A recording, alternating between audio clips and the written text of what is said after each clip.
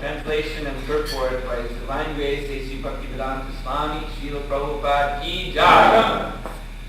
Narayana, the Supreme Personality of Godhead, the well-wisher and friend of all living entities, formally explained this transcendental knowledge to the great saint Narada. Such knowledge is extremely difficult to understand without the mercy of a saintly person like Narada, but everyone who has taken shelter of Narada's disciplic succession can understand this confidential knowledge. Purport. It is stated here that this confidential knowledge is extremely difficult to understand, yet it is very easy to understand if one takes shelter of a pure devotee. This confidential knowledge is also mentioned at the end of Bhagavad Gita, where the Lord says, Sarva Dharman Parityajamamekam Sharanam Vraja. Abandon all varieties of religion and just surrender unto me. This knowledge is an extremely confidential secret, but it can be understood if one approaches the Supreme Personality of Godhead through the bona fide agent, the spiritual master in the disciplic succession from Narada. Prahlad Maharaj wanted to impress upon the sons of the demons that although such knowledge can be understood only by a saintly person like Narada, they should not be disappointed, for if one takes shelter of Narada instead of material teachers, this knowledge is possible to understand. Understanding does not depend upon high parentage. A living entity is certainly pure on the spiritual platform, and therefore anyone who attains the spiritual platform by the grace of the spiritual master can also understand this confidential knowledge. So I'll just continue. There are 3 more verses till the end of the chapter without purpose. So just read this. Shrutam maya purvam jnanam vijnana samyutam dharmam bhagavatam shuddham naradhat eva darshana. Prahlad Maharaj continued, I received this knowledge from the great saint Narada Muni, who is always engaged in devotional service. This knowledge, which is called Bhagavad Dharma, is fully scientific. It is based on logic and philosophy and is free from all material contamination. Shri Daityaputra Uchu Prarada Ham Vayam Chapi Nante Nayam Vidmahe Guru Etabhyam Guru Putrabhyam Balanam Api Hishvara Balasyanta Purashtasya Mahatsangotaram Vaya Chindi Na Samshayam Saumya Satchit Vishramba Karanam. The sons of the demons replied, Dear Prahlad, neither you nor we know any teacher or spiritual master other than Shanda and Amark, the sons of Shukracharya. After all, we are children, and they are our controllers. For you especially, who always remain within the palace, it is very difficult to associate with a great personality. Dear friend, most gentle one, would you kindly explain how it was possible for you to hear Narada? Now kindly dispel our doubts in this regard. Thus enter Bhaktivedanta purports of the 7th canto, 6th chapter of the Śrīmad-Bhāgavatam, entitled Prahlad Instructs His Demoniac Schools. Mukam karoti vachanam mananayate vipataraham bande Sri Guru Nyakarna. So to read translation again of text 27. Narayana, the Supreme Personality of Godhead, the well-wisher and friend of all living entities, formally explained this transcendental knowledge to the great sage Narada. Such knowledge is extremely difficult to understand without the mercy of a saintly person like Narada.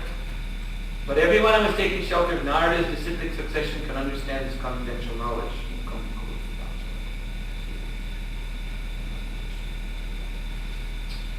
Yes, so the verse says, Gyaram Karitad Amalam Duravakamaha.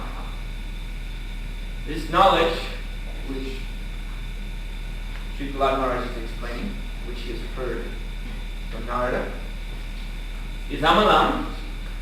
That means it is pure. Mala means contamination or discrepancy or fault. So if something is amala, then it is without any imperfection. So Prahlad Maharaj says this knowledge I am speaking is without any contamination. And it is duravapam. It is very difficult to receive and to understand this knowledge. There are actually 2 things here in this difficulty. We explained it the other day. There's another verse actually also spoken by Prahlad Maharaj. So in the New Brahma Kund house, we cited this verse where Prahlad Maharaj says, Yavan Nirkaya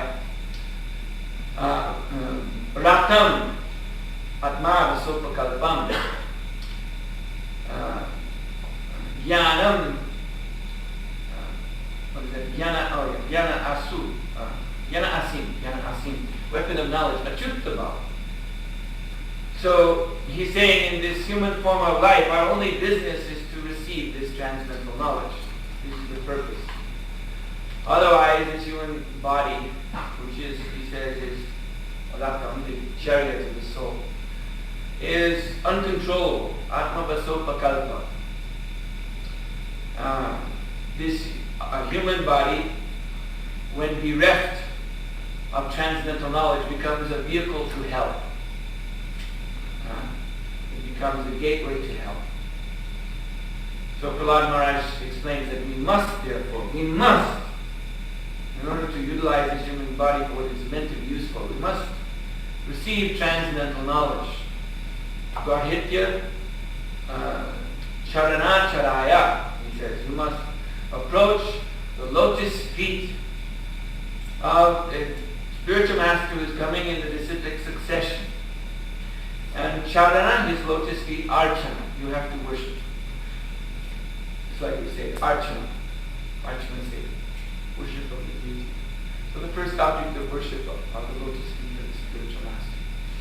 And in return for that worship, the spiritual master endows us with nisitam jnanamasim, the sharp weapon of transcendental knowledge, by which ashta shatru, by which the enemy, as you know from Bhagavad Gita,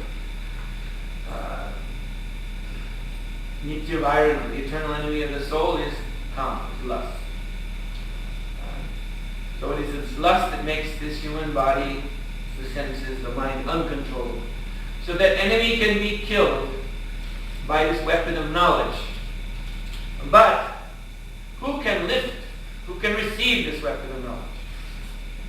And the spiritual master is giving by his instructions. But then the next question is, who can take it? It's not enough simply to be able to, although of course one is very fortunate if he has the chance in his human lifetime to attain sadhu sangha, as you know from that song by Govinda Das. That dulabha manava janama satsanga. It is rare to get this human form of life, and even more rare in this human form of life to get sadhu sangha. But even if one gets sadhu sangha, how do we know that one is able to receive what the sadhu is given? That's another point. So therefore, Sri Prahlad Maharaj says, achyuta bala. One has to have the strength which comes from Lord Achyuta, Lord Krishna. One has to be endowed with this strength by which one can lift this most heavy, because spiritual master is called Guru, because the knowledge that he has to give is most heavy. Not everyone has the strength to pick up this knowledge. But if one gets Achyuta Bala, power of Krishna, then one can pick it up. Now how do we get Achyuta Bala? Prahlad Maharaj, Srila Prabhupada explains in the purport to this verse, that one gets this strength by following strictly the orders of the spiritual master. So by pleasing the spiritual master, by strictly following his instructions, then Krishna from within the heart becomes pleased. And thus Krishna allows one, Krishna permits one to receive this knowledge which is durabhakam, very difficult to understand. Another term for this knowledge is antara drishti. Antara means internal. The words even sound the same. Antara, internal. Drishti means sight. So it is the internal vision, the vision within the heart. There's a very beautiful verse from the Śrīmad-Bhāgavatam, spoken by the Super Soul, spoken by the Lord himself.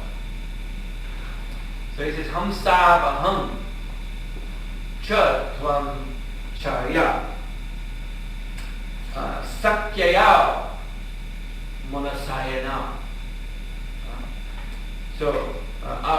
And it goes on. Abhutam, Antara, Vaukha, Sahasra Parivatsaram. A very sweet verse. The Lord says, He's speaking to the living entity, speaking to the jiva in the heart. So Krishna says, I am a swan. Hamsa aham. Hamsa means swan. Aham means I. So I am a swan. And I live in the Manasa Sarova lake. The heart is the seat of the Manasa. Manasa means the mind. And there's also a heavenly lake called Manasa Sarova. The lake of the mind, literally it means. So the heart is also called the Manasa Sarova, the beautiful lotus lake of the mind, in which there are golden lotuses. And there is a beautiful swan dwelling in this lake, the Hangsa, the Paramatma. So the Lord says to the jiva, I am a swan, beautiful swan, transcendental swan, who lives in the Manasa Sarova lake of your heart. And Hamsa, Aham, Chatvam Charya. Tvam means you, and you are also a swan. You, my dear jiva, are also a swan. And Sakyaya, you are my friend. We are friends. We live together in this transcendental lake. But Abhuta Antara Loka. This lake is very far from our true home. Sahasra Parivatsaram, for thousands and thousands of millenniums. Millennium means ages, or even millennium means for cosmic manifestations, the appearances and disappearances of the universe. So for many, many thousands of universal manifestations and cataclysms, in other words, since time immemorial, we have been away from our true home, the spiritual world, living together in this lake. So this is the Antara Drishti, this is the confidential knowledge, to see the truth of this statement, that I, the spirit soul, am a swan. Now what does swan mean? Hangsa, or Paramahamsa, means one who is transcendental, like this swan, Prabhupada explains, this bird who knows the art of drinking a mixture of milk and water and separating with its beak the milk from the water, although it is mixed together, placed before the swan in one bowl. Still the swan, he knows the fine art of picking up the mixture in its beak and drinking it in such a way that the water comes back out of the mouth and only the milk goes down. So this material existence is a mixture of matter and spirit. So one who is Hamsa is one who is actually spirit. So the soul is spirit. The soul actually has nothing to do with matter. Although due to ignorance we have unfortunately come to identify with matter. That is our mistake. But in actual fact, we have nothing to do with matter. That is our real position. And side by side with us in the lake of this heart is the Supreme Mahamsa, Paramatma. And he is our dear friend. Sakha. Sakha means friend. So, as soon as one comes to know this fact, then, as Lord Krishna declares in the 13th chapter of Bhagavad Gita, we spoke about this last night, Nahi nasti atmanatmanam. Then one can no longer, it is not possible anymore, to degrade oneself by the mind. If one knows one's true identity, if one knows one's true friend is the super soul, and indeed if one sees that soul and super soul are within the heart of every living being. I told the other day a nice story from Mahabharata about one brahmachari named Vipula, who is the disciple of Deva Sharma, great spiritual master. And Deva Sharma was worried because his wife, Deva Sharma was Grihastha Guru, so his wife Ruchi was so beautiful.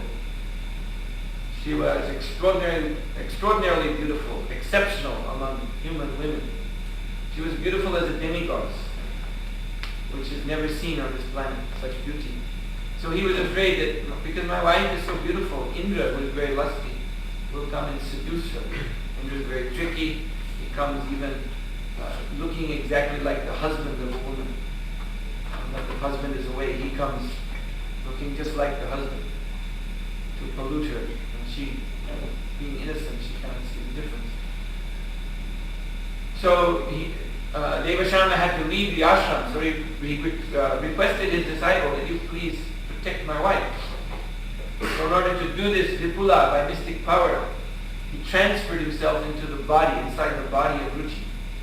He was staying inside of her body, like a hand in a glove. And so that when Indra came, he tried his best to seduce her.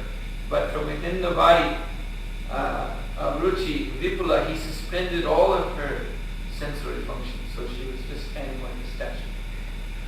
And Indra was doing his whole show. And she was just staring straight ahead, registering no expression, making no movement at all. So then Indra became suspicious. Why is she acting, or shall we say not acting? Why is she not acting like this?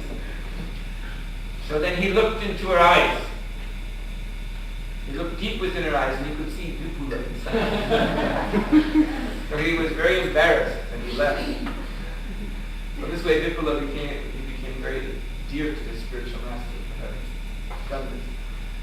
I told the whole story the other day. I'll tell the whole story now. Also, there's a nice second part to the story. But we only want to focus on this. So Indra, when he looked inside of Ruchi and saw Vipula, then it is described, he became ashamed of himself. Now, what am I doing? I'm trying to seduce this woman, and all the time there's Vipula inside seeing everything I'm doing. This makes me ridiculous. So he left.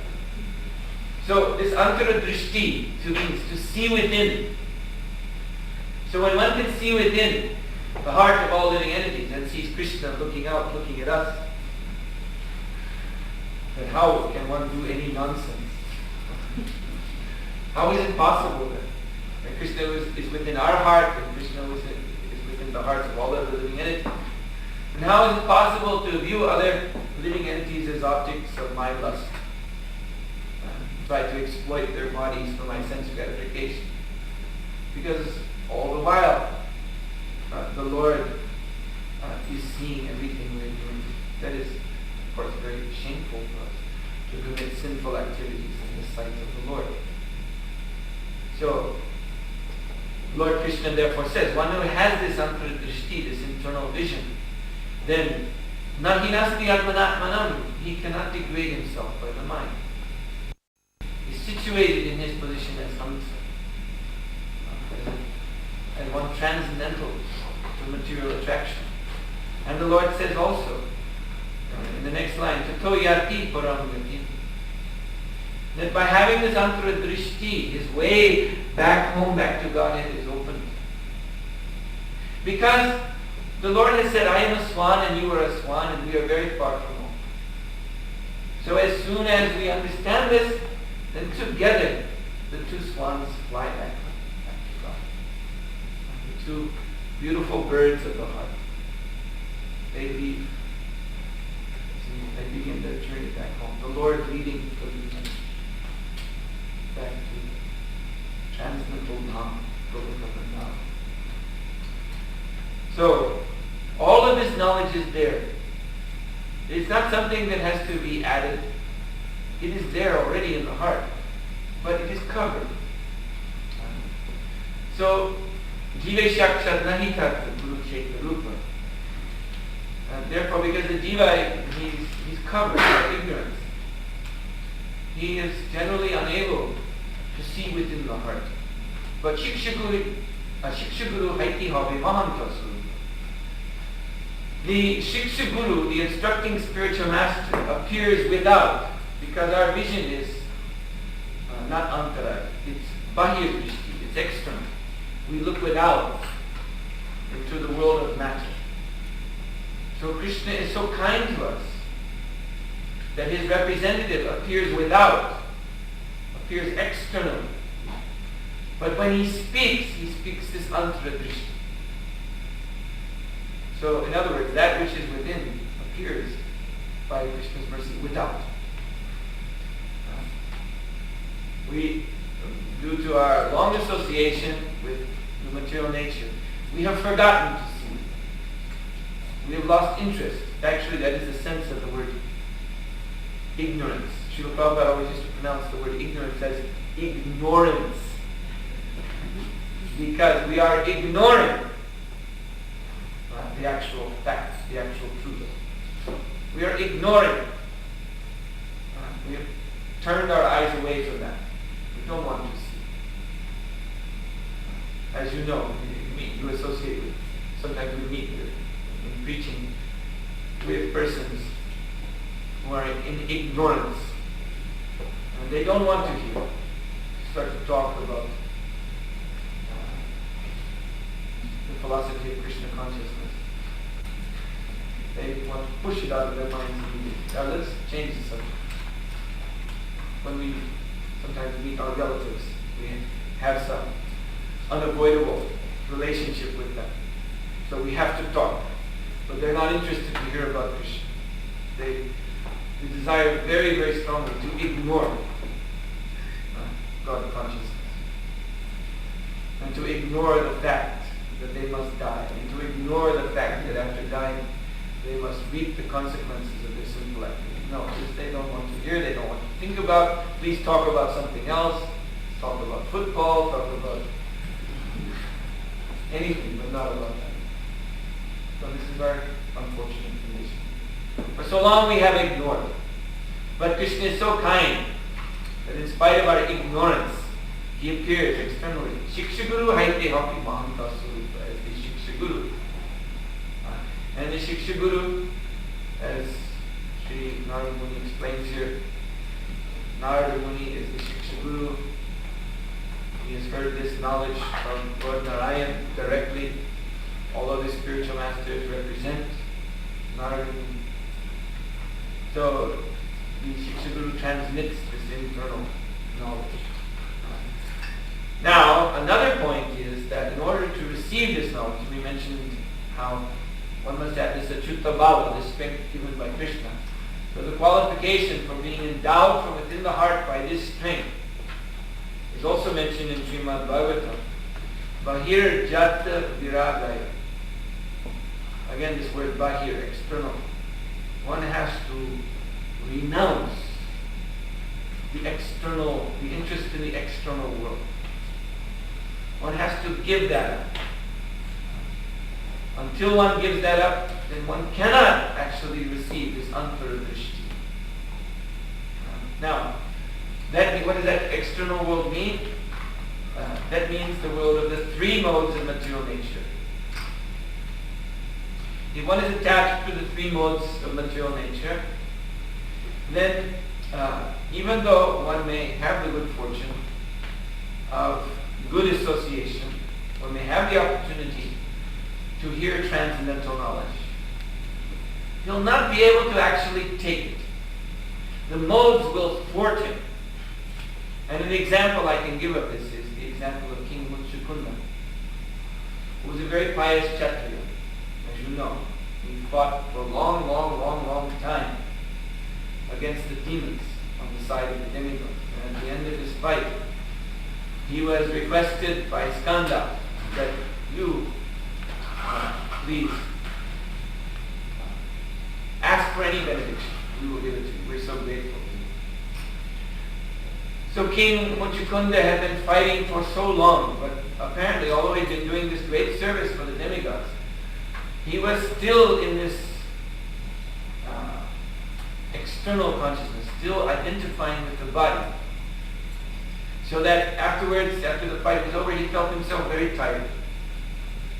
All he could think of was sleep.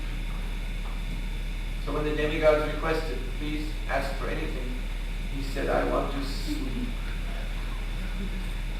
I want to sleep to my full satisfaction, even if it's for millions of years. Now, just consider this. I was speaking of the modes of nature. This external consciousness means to be attached to the modes of nature. So, the king was performing great service to the demigods. That means in the mode of goodness. But he reverted to the mode of ignorance because of being attached to the modes. And these modes are always competing. So he was forced. He had the opportunity. Now the demigod said, whatever you want. He could have asked for spiritual knowledge. You know, there was another great king, Katmanga, in a very similar situation. And he was also requested, after serving the demigods, to ask for benediction. And he asked, how long do I have in this body? And they said, well, according to your karma, you have to leave this body very soon, in a few moments. And then he immediately surrendered to Krishna. So he was more intelligent. His mind was free of the influence of the modes of nature. So Muchikunda, he could have asked the same thing, but no, he said, I want to sleep. Because his mind was still conditioned by these modes. So just see, one may come up to the mode of goodness. Mode of goodness means then one has actually the opportunity for Krishna consciousness. Krishna consciousness can only begin when one is situated in the mode of goodness. But when one is attached to this external conception of things, then the modes drag him back. Goodness is overcome by another mode, passion or ignorance. In Muchikunda's case, he was overwhelmed by ignorance, and he was granted the facility to sleep for thousands and thousands of years. Of course, because he was a pious person, because he had performed devotional service already, therefore he was blessed by the darshan of Krishna anyway, later on, when Krishna came as Ranchor, as he ran from the fight with this Kaliyavana, this king of the Mlechas. He led that Mlecha king into the cave, and the Mlecha king saw Muchikunda laying there, thought that this was Krishna, and gave him a kick. And Muchikunda woke up. He received this benediction that if anyone disturbs me untimely from my rest, may he burn to ashes by my glance. So this Kaliyavana, was that his name? Kaliyavana. He was reduced instantly to a cinder. And then King Muchikunda, he had the darshan of the Lord. So he was very fortunate. But to have this antara drishti, this internal vision, regardless of the external circumstances, this is very, very rare. Very, very rare thing. We can see it. One of my favorite sections of the Śrīmad-Bhāgavatam is in 6th canto, the story of Vritrasura, who was previously King Chitraketu. King Chitraketu was a devotee. He was blessed by pure devotional service, again by Narada Muni. But he got into trouble with Mother Parvati. He was cursed to be a demon. And the way in which he appeared as a demon is very interesting. He was brought forward out of the sacrificial fire by Tvashta. Tvashta caused the appearance of Vritrasura, the next birth or the next form of Chitraketu. Because Tvashta was angry at Indra, King Indra, for having killed his other son, Vishvarupa. So Vritra was conceived from the sacrificial fire to be an enemy of Indra. So this was his mission in life. He accepted this. He had accepted this curse of Mother Parvati. All right, if you say I must be a demon, then I will be a demon. And he accepted the order of his father that he must defeat Indra, he must kill Indra. Alright? Of course, this is demoniac, but what can I do? I'm a victim of these circumstances. But he had no interest. Although he accepted all this, he had no interest in these activities. He was performing them as a duty. Instead, his own interest was completely within. He recites, when he met Indra on the battlefield, he recited a very beautiful verse expressing his internal sentiment, in which he declared, what was that? Aham hare tava padaita bhuva dasano dasa bhavatasmi bhuya. Very, very. He was saying that although I have appeared here as a demon and I must fight with you, Indra, actually, in my heart, I simply am praying for the opportunity to be Dasa Anandasa, servant of the pure devotees of the Lord. Because if I attain this position, then he says, very nice points. He says, Manak Smarateshu. Then I can always remember in my mind, Pater Gunam Ste, the qualities. Guna means quality. The qualities of Pati. Pati means the Supreme Father or Krishna. So I will be able to remember by the grace of the pure devotees who I shall serve. I will serve their servants, their servants, their servants. Dasa Anandasa. Then by the grace of all these devotees, I will always be able to remember Krishna. And Grinit Vak, I will always hear and chant the glories of Krishna. And Karma Karotu Karya, my body will be always engaged in the service of Krishna. So he expressed so nicely, this is my only aspiration. That I may become the servant of the servant of the servant of the servant of the servant of the servant of the servant of the servant of the servant of the servant of the servant of the servant of the servant of the servant of the servant of the servant, endlessly, of the Vaishnavas. So that I can always remember Krishna. I can always hear and chant about Krishna and engage my service only in the service of Krishna. That is what I want. So this is Antara Drishti. This is what we all should want. And by desiring like this, only to be a servant, then nahi nasti atmanatmam. Again this point. One can never degrade oneself by the mind. Maya cannot touch such a person.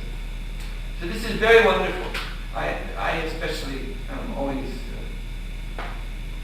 fascinated with this pastime of Vritrasura because by material designation he was a demon.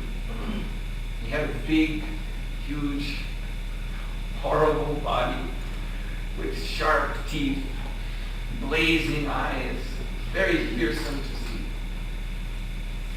He immediately, by his appearance in the world, immediately became the leader, the unquestioned leader of all the other demons. They immediately got behind him. Oh, look at him, he's the best demon of all.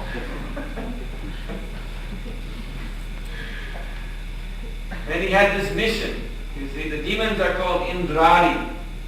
You know this verse, Krishna Stu Bhagavan Svayam. So there's the word in this verse. Indrari Vakyulam Lokam, that the Lord appears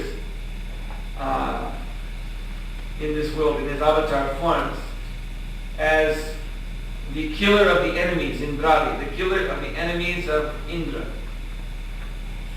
So anyone who is an enemy of Indra is normally considered to be an enemy of Vishnu, because Indra is the king of the demigods, and the demigods are the servants of Vishnu. So this was Vritrasura's designation. But this shows how this knowledge, this transcendental knowledge, this Krishna consciousness, is so confidential.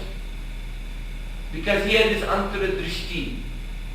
So, although everyone, all the demons and the Demigods too, they were considering, oh, look at this powerful demon. And Indra was fearing him. Nonetheless, he was Krishna. Nonetheless, he was pure devotee. His aspiration was simply to become servant of the Vaishnavas and go back home back to God. And so actually he is described as the real victor. Although Indra cut off his arms and cut off his head, and his body dropped. Vritrasura went back home back to God. One who goes back home back to God is called Jita. He's the victor. Indra was left in the material world to enjoy the spoils of his victory. Actually, this is what Vritrasura told him too. He said, yes, Indra, please kill me so that I can go back home back to God. You can stay here and you can enjoy your victory.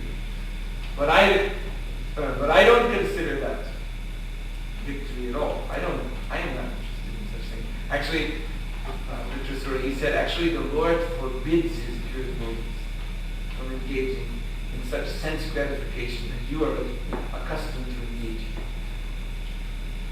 So, Vritrasura, he is most glorious.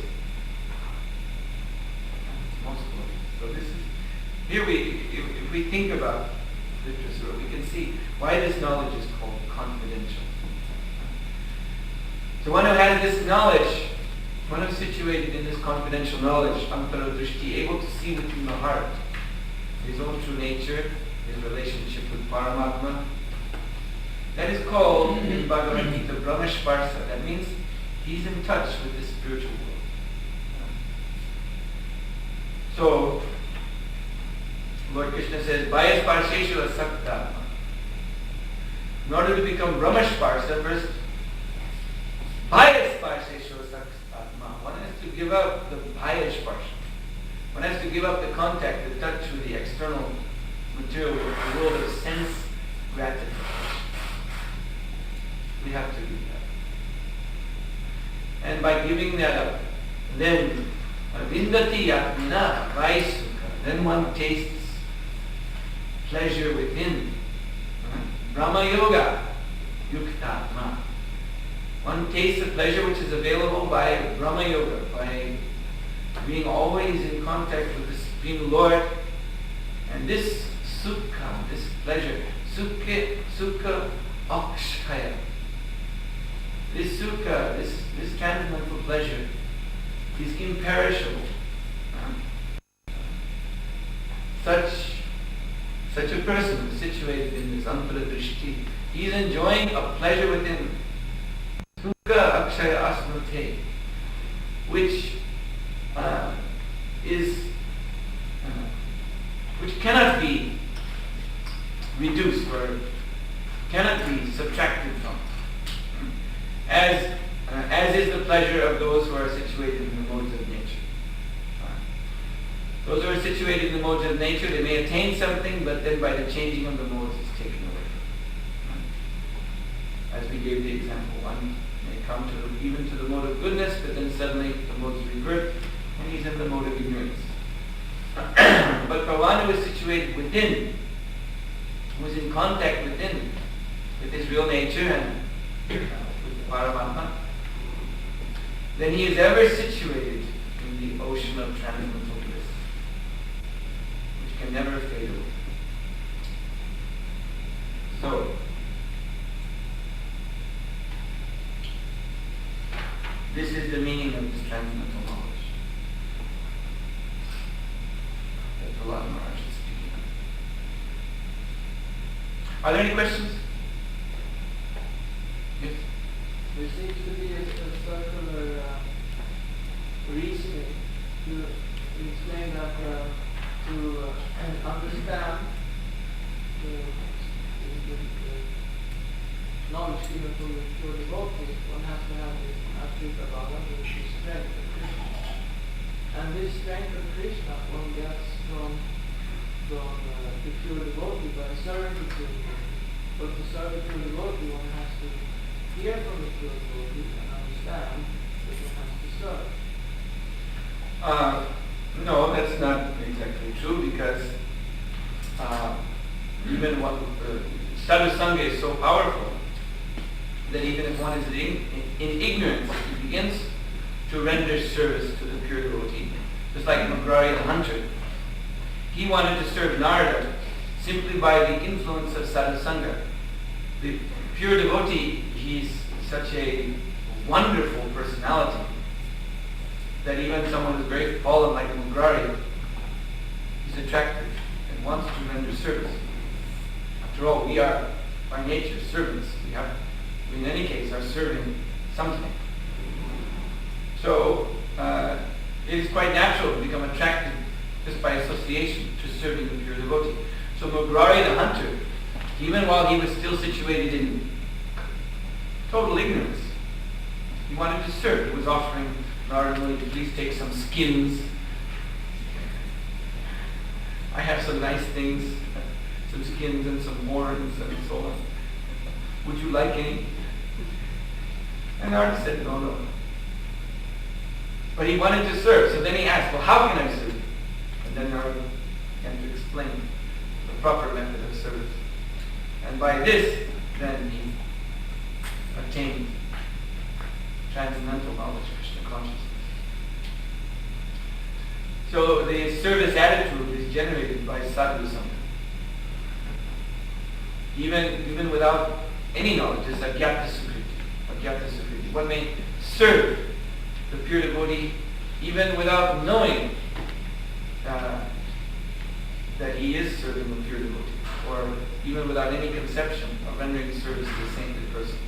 It may be completely accidental, just like when someone may accidentally serve Tulsi Devi, thinking she's an ordinary plant, accidentally water her. Still the effect is there, agyata sukriti. So this is the potency of sadhu sangha. Therefore he said, the devotees of the Lord are more merciful than the Lord himself.